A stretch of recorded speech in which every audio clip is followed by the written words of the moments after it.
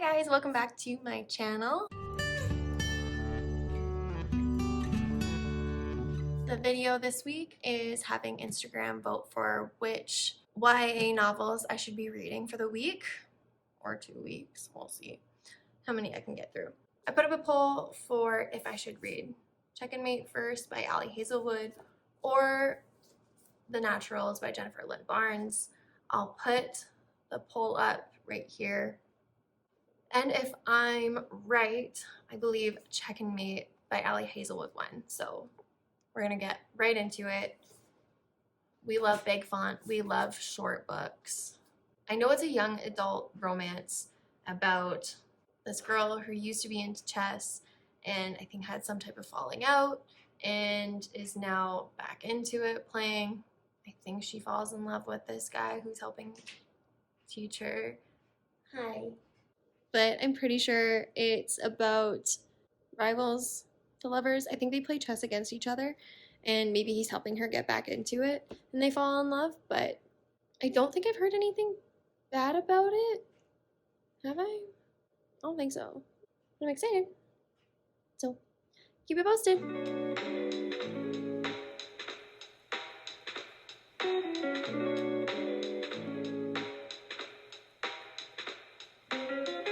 Update is I'm about 113 pages in, chapter 10 of Check and Mate. I don't know, I do kind of agree with people saying they don't know if they would advertise it as YA, which I don't think so. Like, it starts off right away with the girl Mallory, she's 16 and Nolan is 18, and then as soon as the prologue's done, 2 years later, and then they're 18 and 20, so I don't know how much like YA I would put into that. I don't know. It doesn't really bother me that much because I don't think I'm the younger audience here. But if you're ever worried about not understanding chess, honestly, I don't get it either. They keep talking about rooks and pawns and knights. Like, I know the pieces, but I have no idea how to play. And it's just as intense, honestly, and equally thriving to read about. So we've got some built-up tension going on, and like you just absolutely loathe one of the characters. So she does that really well, of making you just like hate somebody. It's good so far. So I'll probably see how much more I can read tonight and continue, and hopefully finish it tomorrow. That would be the goal, but we'll see. One day later. I forgot to give an update, but I did finish Check and Mate yesterday, and it was adorable for what it was. I absolutely love the MMC. He is just, how would I describe Nolan? He was just so like grounded and nice and like a grumpy golden retriever. I don't know if that's a thing. But the FMC Mallory, I don't remember being that whiny at 18. Just kind of like life is woe is me. And that really kind of irked me. Other than that, like, it was a really cute book. You didn't need to know chess at all. It was still pretty like action packed when it was like bishop, knight, rook to e5. And I feel like I could play now. I really do. I could win a whole tournament. Look out. No. It was really good. I ended up giving it a 3.5, although I'm kind of leaning more towards a 3. It was really fast paced. Finished it in the 2 days. I didn't put a post up for the next YA. I think I'm just going to stick with kind of like YA fiction for the week. The next one I'm reading is Powerless. I'm just about to start, so I'm looking forward to that. We will see if it lives up to the hype, but I feel like it.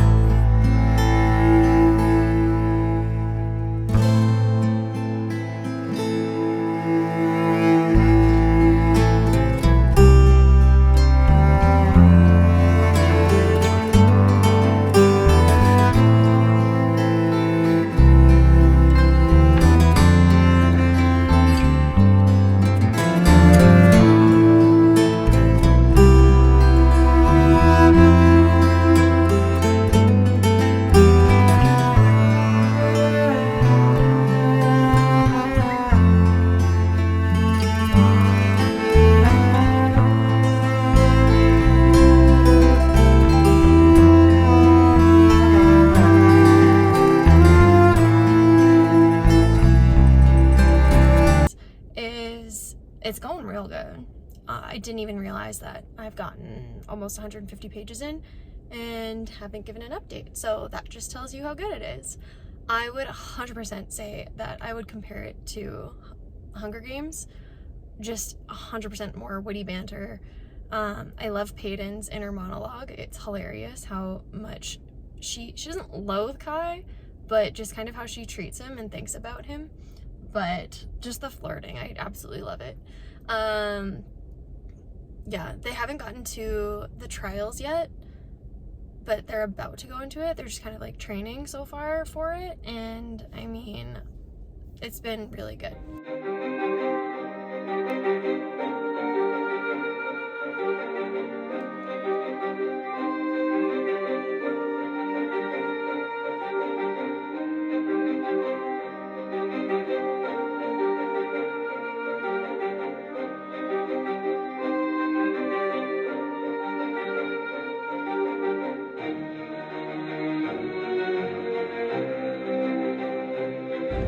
If I haven't said her name yet, everybody, this is Mia.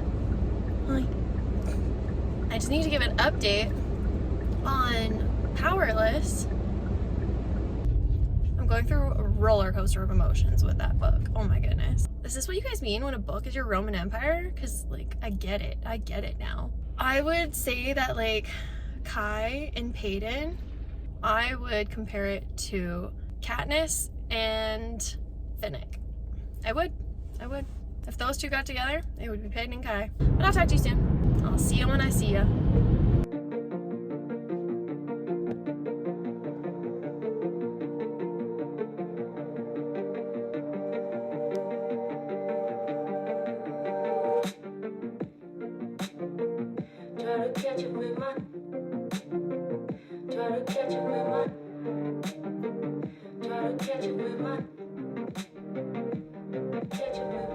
Okay, if you've read The Naturals, I need to have a word. If you haven't read it, go to whatever timestamp to skip spoilers, because I need to chat about it. So, you're all gone? We're good? Okay. So, when we find out it's Lacey, where's everybody else? Like, I know she was able to get rid of the agents, but like, where was Sloane? Where was Leah? Did they not hear gunshots? Like, that part I'm so confused about. A little plot hole right there. But I definitely did not think that it was her. So she got that going for her. But I just needed to like point that out because it was confusing me. It made me a little upset. So I just needed to chat it out. Thank you. Okay, now I'm finished. And thank you for the rest of you returning. I flew through this. That's the first thing. I don't think I've ever read a book that fast in my life. I think if I sat down and actually committed to a 24-hour readathon, I could read this series in a 24-hour readathon. I believe it. Ooh, it's a whirlwind though. If you haven't read it, do it. If you're a fan of suspense and like thrillers, like a murder mystery, it was a ride and a half. Can't wait for the other books. What else happens in them? I'm kind of scared. It's still early. It's only 8:30, so I think I'm gonna read my Kindle. Try to get my heart rate down after that. So I don't quite remember the last update I gave. I'm listening to on audiobook The Firekeeper's Daughter. That one is actually really good. It's definitely more mystery. Something happens in their community and Donis, the main character, has to kind of go through these different, not obstacles without giving anything away, but she wants to help her community, pretty much. So she's helping out another group to look into different things that are happening because she wants to make sure that the community's better. And that's about as far as I've gotten. They have like kind of like that hockey romance thing. I think I'm about halfway through that right now, and I think I could probably finish that before the weekend. So hopefully by the end of this weekend, you will have four or five YA books for me to talk about, which is good for me, right? That's not what I wanted, right? 5. Yeah, see, she gets it. Yeah, that's pretty much the update. But I think the next clip you'll probably see is my review and me talking about all of the books. So today I ended up finishing Firekeeper's Daughter, and I ended up giving it 4 out of 5 stars. It was really good. It was. I ended up learning quite a bit about, I hope I don't say it wrong, but Ishinabwe learnings. And I stand by saying that I wouldn't compare it to a fantasy. Sorry about the tippy tappies. But the reason that I say that is when I think of fantasy, I think of a made-up world that is fictional and doesn't exist. And this was an indigenous story, and I would not categorize that as a fantasy because it's not a made-up world. It's a whole belief system. So in that sense, I don't think that I would agree with some of the categories that some people place it in, but it was a really good book. So you're following the main character, Donis, in her whole journey, and something bad happens that later the FBI come and try to bring her on as kind of like, what's the word? They want to bring her on to investigate and help out their case, but she has to be secretive about it. She can't tell anybody, has to sign non-disclosure, all of that. And they just think that she could help. She's super smart and into science and all of that. And they think that she could help them kind of figure out the drug problem going on in their community.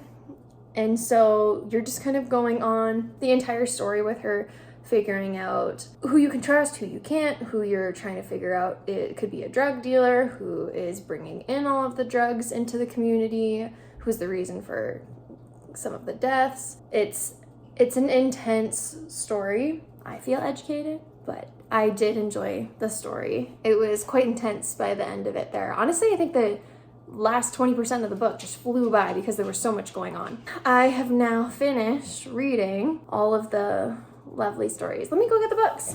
One sec.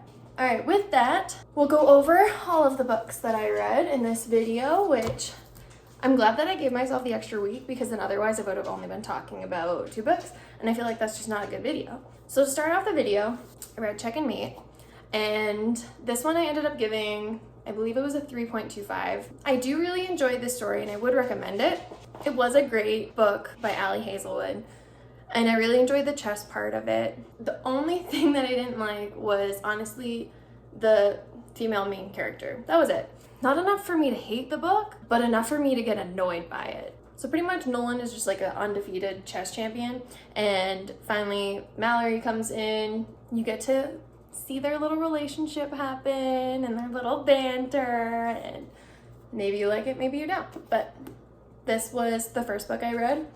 Second book I read, I went into Powerless by Lauren Roberts, and this one still just guts me. I love Peyton and Kai's relationship throughout this entire thing. It definitely gives me love triangle vibes that nobody talks about, and again, I stand by saying that it is a fan fiction about Katniss and Finnick from Hunger Games. I will stand by that. But this one was really cool, getting to see all of the different trials that Peyton goes through. It's this girl who is put into the trials of this world where everybody has some type of ability, except she doesn't. She's an ordinary, and she has to try to convince the entire city that she has these powers. So that was really cool to read. I think 5 stars, if that wasn't obvious already. And the next book that I read was The Naturals by Jennifer Lynn Barnes. This one gave me the same vibes, in a good way, of the Inheritance Games.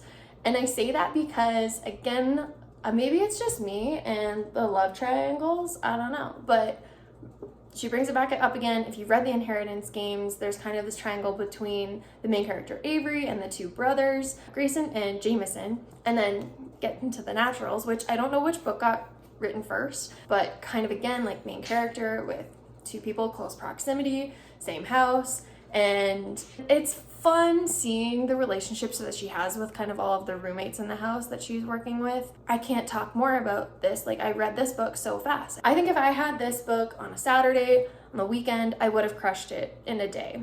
It was so good. So if you want something fast-paced, again, kind of that teenagers or criminal minds in an FBI program, I would recommend this one too. I talked about maybe I need to go back and reread that chapter, but I feel like there was a plot hole, or I could have read it wrong. I could have been so caught up in the moment of everything that was going on that I missed something, but I think there was a plot hole. I can blame myself. It was probably me.